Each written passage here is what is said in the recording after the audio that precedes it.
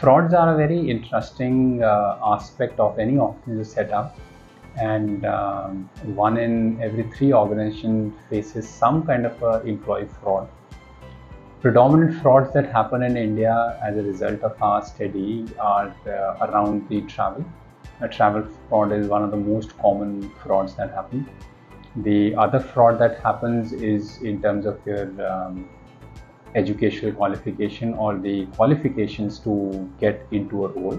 That is the second highest fraud that happens in terms of fabricating experiences or education or exposure to get into a job. And the third fraud, which is happening predominantly, is falsification of performance records from an employee perspective. So these are very common frauds which are prevalent, and then, as I said, 1 in every 3 company faces or organization faces these frauds. Organizations therefore have to have systems of managing these. As per our study, when we look at organizations within India, organizations which are purely of Indian origin would obviously have the least amount of frauds. Multinationals come in second in terms of yes, and because these are the two groups. When you talk about multinational, as we go east, you will have high level of fraud. As we start going towards west, you would have low level of frauds. Why do employees do frauds? One, to ensure that there is a higher way of earning. Second, when everybody around is doing fraud, because what we have observed that the culture of fraud is very prevalent in the organization. Everybody does, so it's not easy to resist something which everybody is doing. How, as an organization, do we tackle that? The simplest way of adhering to or ensuring that employee frauds do not happen is by having preventive systems in place. What are preventive systems?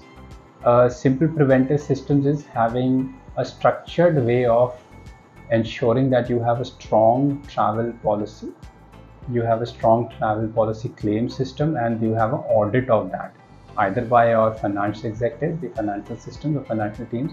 And when we say audit, we are not talking about a sample audit of 10-15%, we're talking about higher percentage audits. The second key aspect, which is of your frauds which are related to falsification of records to get into a job, is more in terms of your structured recruitment process. How do you interview? What kind of interview mechanisms do you have? And what kind of a pre-check systems do you have in place to be able to erode that fraud? A very simple system of checking whether you have this fraud working in your organization is to look at what kind of a life cycle a person is spending in your organization. Now, life cycle is not necessary to be spent because you have somebody who's just left you in the first 4 to 5 months. We also have an outlier if a person is not exiting your organization after 5-6 years. There is a reason for us to believe that unless as an organization you have given them new roles, expanded their responsibilities, we have a reason to believe that a person is stagnant because that was their capability. But there is a investigation warranted. And the third, in terms of how people are trying to ensure that their performance is not representing the true performance, is by having a very strong performance management system in an organization. If these 3 things are managed, it is going to be an organization which can have at least the 3 most common frauds that are present in an organization taken care of.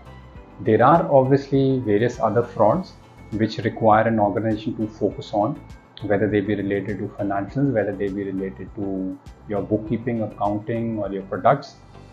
We are talking about employee frauds, and these are the 3 primary frauds which happen in India at the employee level and which need to be addressed by any organization operating in India.